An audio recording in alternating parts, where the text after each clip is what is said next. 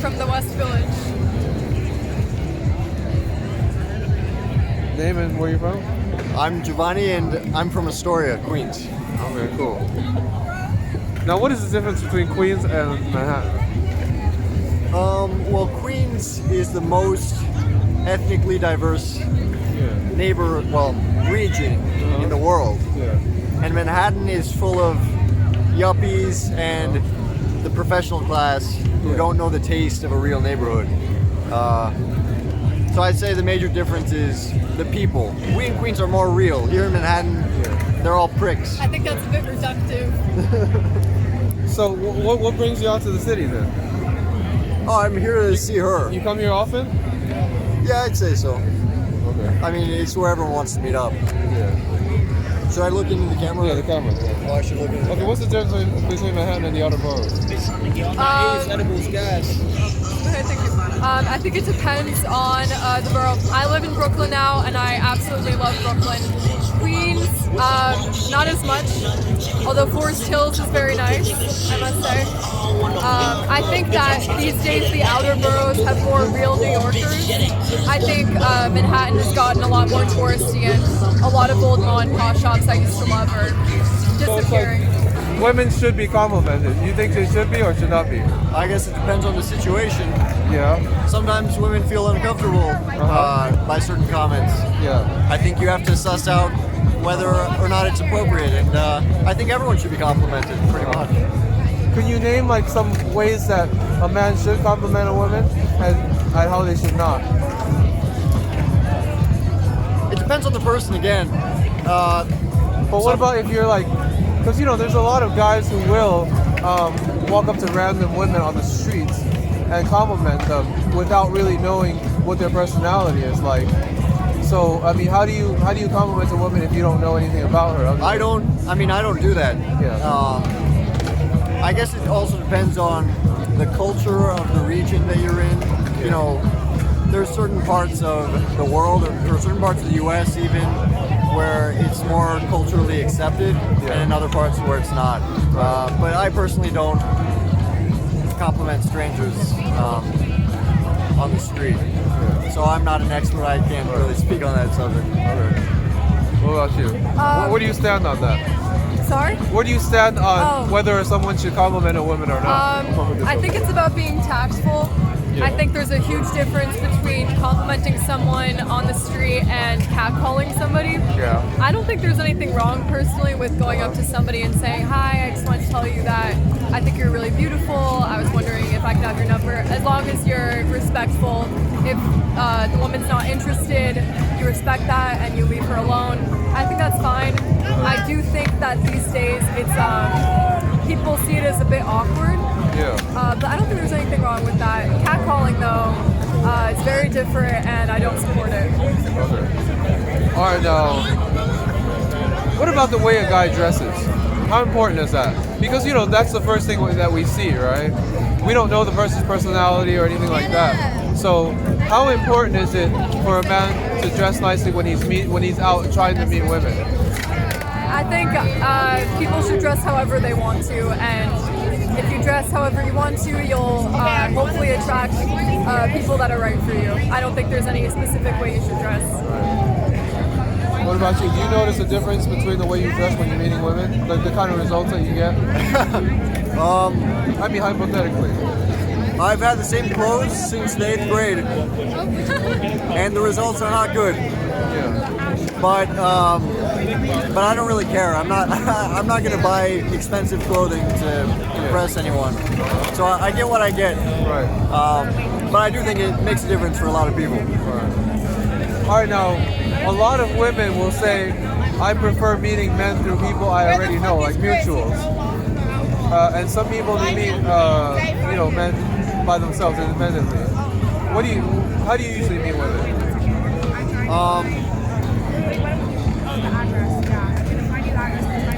I usually meet women through people I know. It's usually not strangers. Usually people I know, people who go to the same school, who I'm well acquainted with, or acquainted with to a certain extent at least. So not some random person on the subway? No. about you? For me, it's been entirely on dating apps. I think that's really popular nowadays. Oh, you're entirely on dating apps? Yeah. Yeah. At this point, yes. What apps do you use?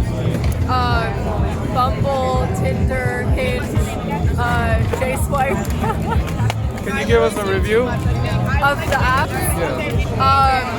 I think Tinder has the most people on it. You have the biggest chance of meeting somebody. I think Bumble is the best quality app.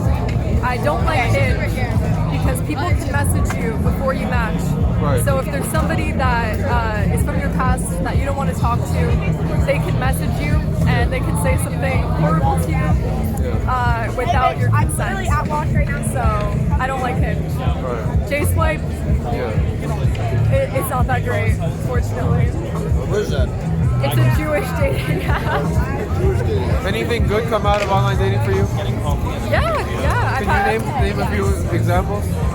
I had an eight-month relationship off of Tinder, and some good ongoing casual relationships from dating apps. I want to do dating advice problem. Not good at it. We are the Not my You don't like it? ace this test. Have you tried it, first of all? Yeah, I started trying it, but it's not my cup of tea. Yeah. I'm not photogenic, you know. Yeah. I look better in real life than in the picture. Yeah. And also, you know, You weren't getting matches? I got matches, yeah. But I only started recently, so I haven't really seen how it's gone. Yeah. I'm not very much tech savvy, not very online, Yeah. so some people find that off-putting. I think just people in general find it off-putting. You know. All right, now a lot of guys come here specifically to meet women to this park. Oh, here? Have you noticed that? I don't know if you noticed that. I have noticed. You've noticed that? Well, there are a lot of young people here. Yeah. Makes Some sense. people say that this is an appropriate place to do it. Some people say this isn't. Where do you stand on that? I think it's cool if you meet someone in You don't think that people are being intrusive by running up to random women? Well, if you're just running up to random women, I think that is a little intrusive. But there's a right way to do it. I think there's a right way to approach someone in any setting, Yeah. as long as you're not violating any boundaries. Bro, are you really? Meeting women here? I think if you're confident and you want to approach somebody here, go for it. I've been approached here. I didn't happen to be interested in the people who approached me, but that doesn't mean that other people would not be. How do you respond when you're not interested? I think usually I've just said, thank you, and just walked away, or just walked away. Now, as a man, I don't really know what it's like to have to turn people away.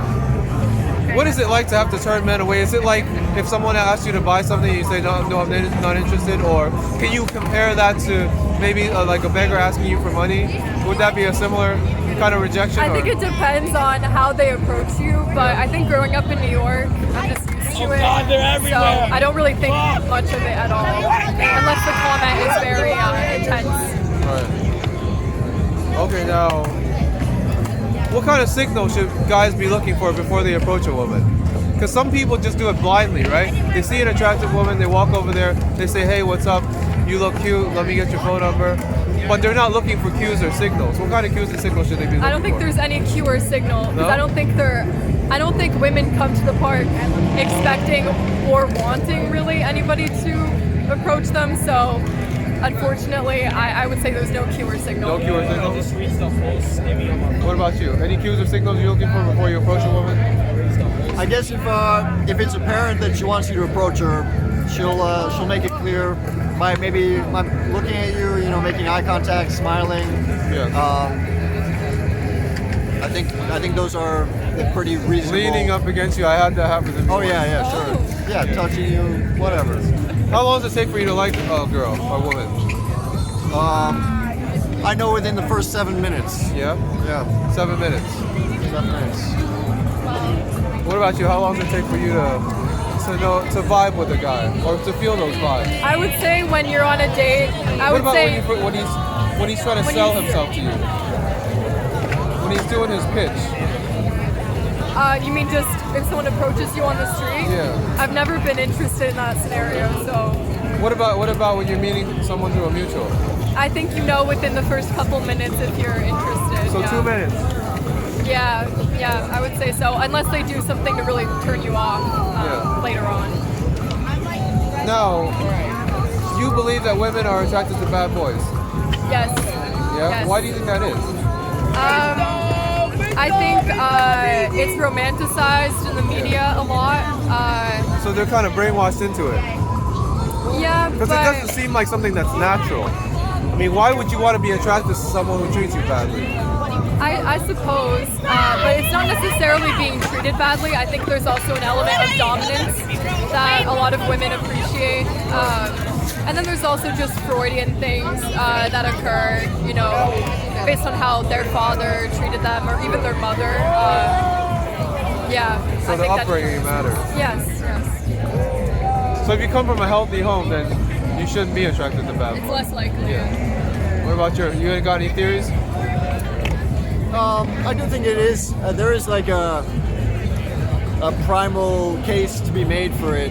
You know, like in the wild, you have animals who peacock. Yeah. They puff their chest out and Yeah. they try to look like they're more comfortable with dangerous situations. Yeah. So I think there's that element to it. You know, women or female creatures like their male counterparts to be more comfortable with danger. And Do this. Have you ever met a woman that you only wanted to become friends with her, like she's one of the guys, and you didn't want to date her? And how do you set up those boundaries without sounding weird? well, she's my friend, Yeah. and You never had to set those boundaries with her. no, not like we never talked about it. No. I don't know. I don't know if I. Because sometimes I feel like a woman's really cool, but I don't want to lead her on or anything. I don't want to send the wrong messages and wrong signals. Yeah, it depends. Yeah. But I think she's really cool. Like I want to hang out with her and stuff. Yeah. Right. I don't know. You have any ideas? How do you Um, handle a situation like that? I think sometimes it just goes unsaid and nobody tries to make a move and it's fine. Yeah. Other times things can get complicated, feelings can get hurt. I think what gets the most complicated is if you're friends with someone and you're not interested in them romantically, but maybe you fool around a little bit, but then someone catches feelings, that's when it can get messy. Right. Okay, now, I talked to a woman once and she said that she's on the school volleyball team. I asked her what kind of men does she like. She told me athletes. So it seems to me like a lot of people or a lot of women are attracted to people like themselves. Now, can opposites attract? Yes, they can.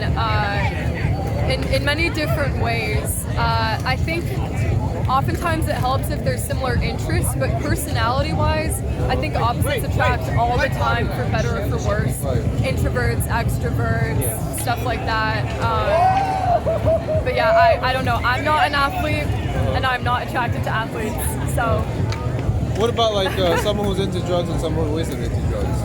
I think that's more difficult. I think if someone's into drugs, it's kind of a lifestyle thing, Yeah. and they're more likely to date someone seriously who's also into drugs. Right. Yeah.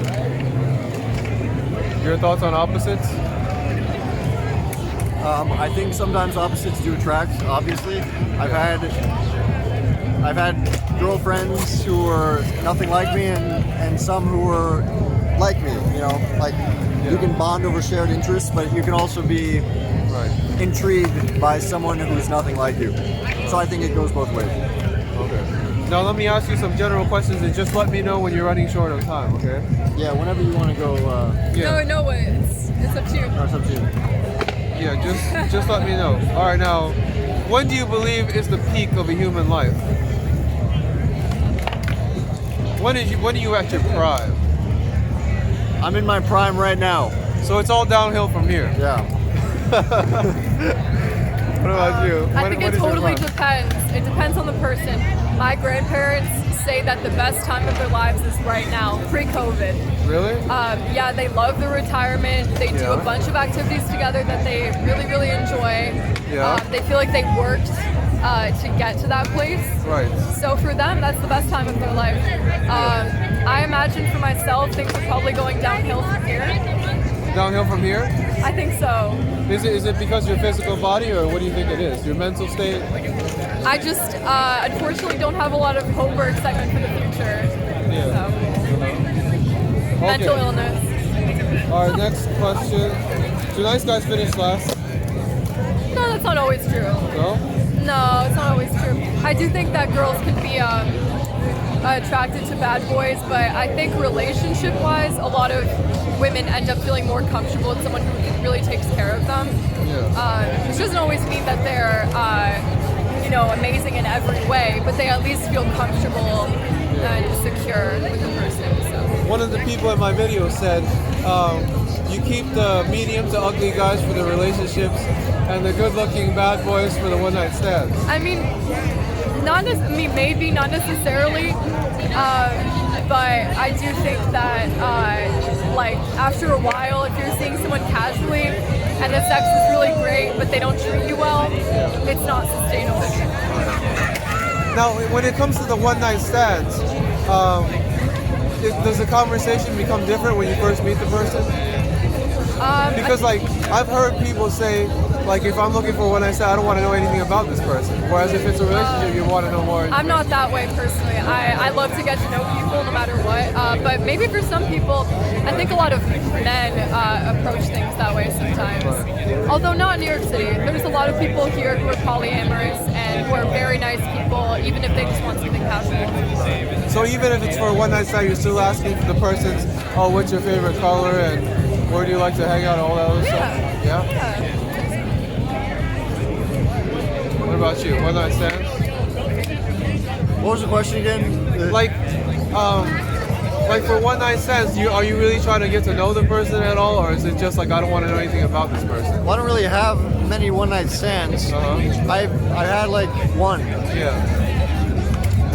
Or two. Yeah. And I think I generally get to know them a little bit. You get to know them a little bit too? Yeah. So it's almost like a friendship regardless of what? Yeah, whenever I meet someone, I try to get to know them a little bit. That's Obviously. a good approach to It's have. part of the fun. Yeah. Okay, now if you could redo any part of your life, what would it be?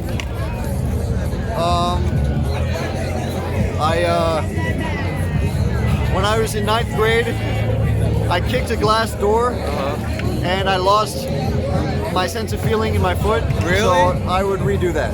Oh, that's bad. Yeah, that is bad. So it's like a physical injury. I don't have something quite that specific, but I think I wish that I had more confidence in myself in the past. I wish I just kind of went harder at things. That's all. So how were you able to find that confidence later on in life? I mean, I'm not all the way there, but I think you just get more jaded as you grow up, and I just feel like I don't care as much anymore what people think, and I do what makes me happy more and more. Did anything happen to you to make you come to that realization? Any game changers for you? I don't know. I guess there may have been certain life events, but I feel like it's really just with time. I think people pleasing is a big thing that happens when you're young, and you start to realize that at the end of the day, you're the only person that's really there for you. So, not in a selfish way, but I think you should put yourself first. Anyways. How secure is your friendship? I would say it's pretty secure. We've been actually friends for a pretty long time, but we lost touch a little bit there for a while. Do you want to do his strengths and weaknesses? No, I don't want to insult him. You sure? You want to skip this one? I mean, if he does mine first. You want to? Oh, you want to do it? You want to do hers? No, Or you want to skip I'll do it? hers if she does mine first. If she does mine first. She has to do mine first. She has to do And you'll do mine? Yeah, I'll do it. Okay, fine. Okay. Strengths? Sorry, yes. He's very, very intelligent. Creative, witty, funny. Considerate. Yes, considerate. I would say loyal. We've been friends for a pretty long time now. High EQ. What? High EQ. High D- Emotional intelligence. I think that might be a little bit in the weakness. I think that's a weakness a little bit. Yeah, I think that's where the weakness lies. Maybe sometimes, maybe a little bit. Reading people's minds. No, I think he's perceptive. He's perceptive, Yeah, I right? think he's perceptive. I think it's more maybe not as much of a willingness to open up about his own emotions. So he's a little bit more reserved. Yes, more reserved. Strengths and weaknesses. It's all strengths. No, All strengths? No that's, weaknesses? No, that's not fair. No, I also think she's very intelligent and cultured, very sophisticated. She's fluent in French and English. Book smart. Book smart too, yeah. She's interested and curious. And I think she has a high emotional intelligence, unlike myself, which I'll admit willingly. But there are weaknesses. I think the main weakness is self-esteem and confidence. Yeah, kind of, valuing herself, her self-worth, her sense of self-worth. That's the main thing, I think. All right, now this is a question that I often ask people who come in pairs. How do you remember meeting her?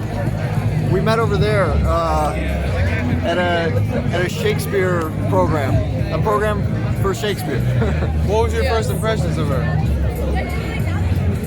I don't really remember. I remember. Was it positive from the beginning, or were Yeah. you suspicious? No, I think it was positive. It Yeah, was positive from the beginning. Yeah. So she made a good impression on you. yeah, I think so. Yeah.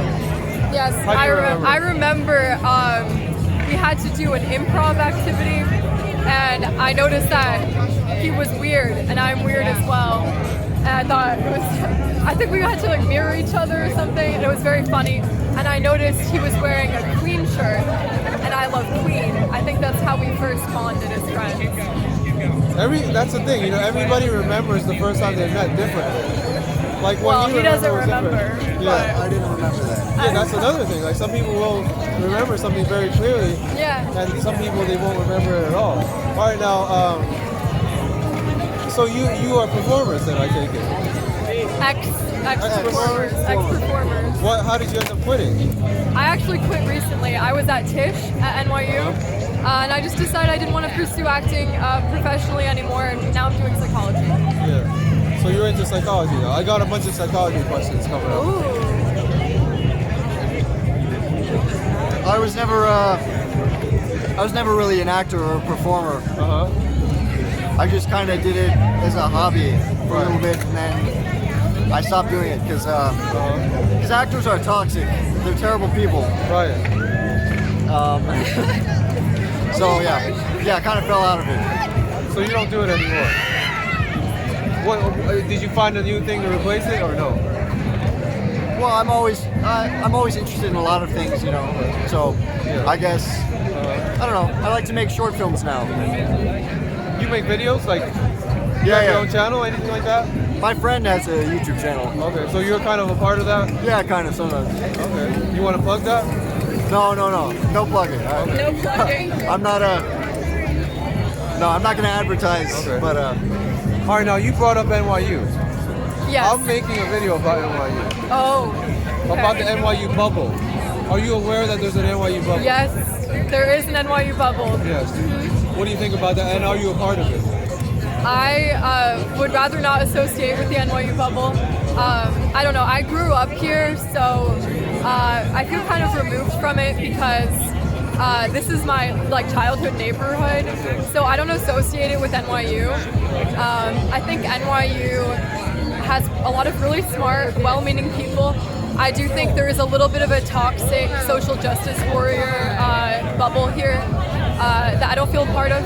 I have 2 gay dads. I consider myself to be liberal, but I'm not big on cancel culture, any of that stuff. Why do you think NYU students are remove themselves from like, or distance themselves from actual New Yorkers. Because I talked to one NYU guy. He said he's a senior, and he said he has no New Yorker friends. How can you be in a city for 4 years and not have New Yorker friends? I guess it's, they move here and they're new to the city, so they latch on to people who are also new to the city. But I do think it's a shame because a lot of people who come to NYU end up not discovering the city at all, and they just stay in the Washington Square Park area, but there's so much more to the city. Did you want to add anything to that? No. I think that was sufficient. All right, now let's get into some psychological questions here.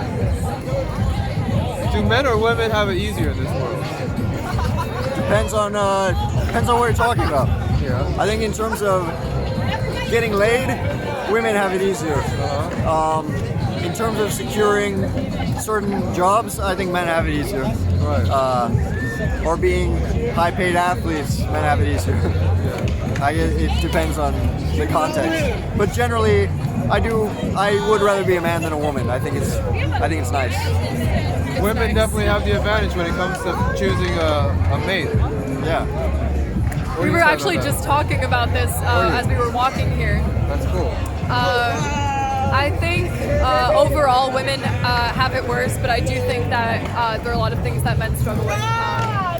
The way I see it is that there is a patriarchy and it oppresses both men and women.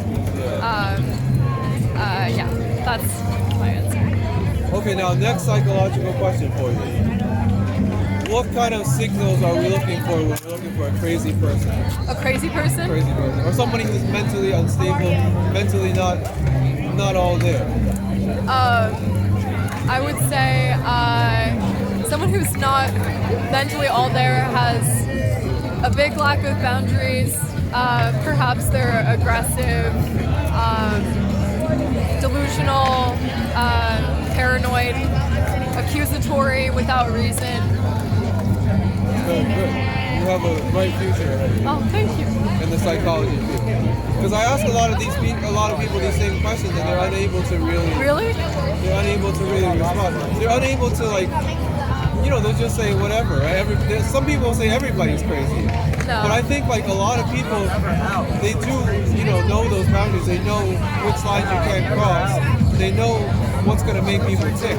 Yeah. And I think that's the sign of someone who's a little bit mentally healthier. Yeah. All right, now what kind of signs are we looking for with a mentally unstable person?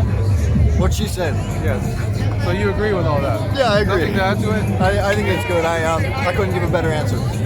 All right, now what percentage of this world is the people in it are good and what percentage are bad? There's good and bad in everyone. I mean, there's some people. I guess there's some people who are more bad than good, and that would have to be about 20%. 20% bad? Yeah, about 20% of people are more bad than good. I don't really know. I'm pulling that out of my ass, but from what I had to guess, out of my interactions with the world. Obviously, there's no study on this. It's totally. But it's just based on your own experience. Yeah, exactly. I would have to say 20, that's what this whole channel is about. 20%. It's about your own opinion, your own experiences. Right. Some people, they could go their whole life without running into a bad person. A lot of people have things go well for them their whole life. Some people, no matter what, think bad things keep happening to them. Yeah. They're born into this, broken home, and then everything is just downhill from there. Yeah. Good and bad? I think it's so subjective. It really depends on your own personal morals. Right. I don't think anybody is born bad enough for the belief that through experiences you develop certain traits that may be perceived as bad. But I also think power corrupts. Absolute power corrupts absolutely. Yes. That kind of thing. That being said, I don't believe in altruism. I think we're all selfish at heart. That doesn't mean that we're bad, but I just don't think I don't think anybody is holier than thou. Yeah. Now you are someone that's very familiar with this park. Yes. Very. Tell me about the weirdest thing you've seen or heard right here in this park. That's so hard. But I was here over the summer. I came here every single day.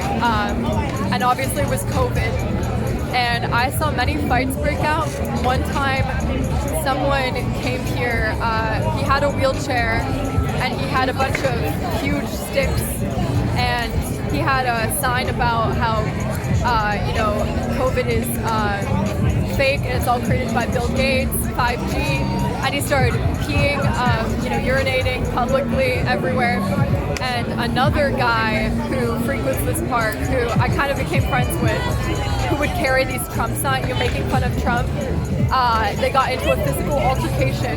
He got his own stick and they battled with their sticks. They had a duel, and my friend won. That was very strange. There was a fight here last night too. Your friend? Oh, really? Yeah, it was like it would look like a fight club. Like a whole bunch of people. Yeah, whole bunch of people surrounded. Also, the guy named Jesus. Really? Really? Oh, There was a Jesus guy also here over the summer who was living in the fountain for about a month during the BLM protests. He had a shrine and he lived there, but the police one night they beat him up or something, and they kind of escorted him out, and that was the last time I saw him. But your friend got into a fight with a man in a wheelchair, Yes. and he assaulted a disabled man No, with a stick. the wheelchair was just a mode of transport. Oh. The guy wasn't actually disabled. He got up out of the wheelchair. Oh, okay. Oh yeah, no, they had a real duel. Oh, okay. Yeah. That's cool. Yes. Pretty awesome. So it was a fair fight. It was a fair fight. The fight last night was not a fair Wait, fight. what happened? It looked like it was 3 guys beating up 1 guy. Oh. And it was like they were chasing each other around, and it was like a whole bunch of people surrounding them, like, yeah. They were like cheering them on. Goodness. Strangest things? Man, I don't know. I don't come here that often, Right. but I don't know. I can't think of anything off the Can't think top of my anything? head. That's fine. Alright, we'll move to the next question then. I think after this question, One more? yeah, I think one more. Okay. What are some good places to film videos like this in New York? I think here is a great place. Parts of Brooklyn like Williamsburg and Greenpoint and Bushwick are cool. I have a bias towards Astoria. Maybe it's not the best place to film, but I think it's pretty cool, especially Where, like Steinway? along the waterfront. Yeah, Steinway, but also near Astoria Park. Oh, right. Under the bridge? on the East River, under the bridge. Yeah. Yeah. Are people there open to talk though? Yeah, I'd say Yeah? so. Okay. Good places to film? I would agree that this is a great place. Also, I would agree that Brooklyn, most parts of Brooklyn would be great. Maybe not Park Slope or Cobble Hill, not the family-oriented places, but places like Bushwick or Williamsburg. Maybe the East Village also, like Tompkins Square Park.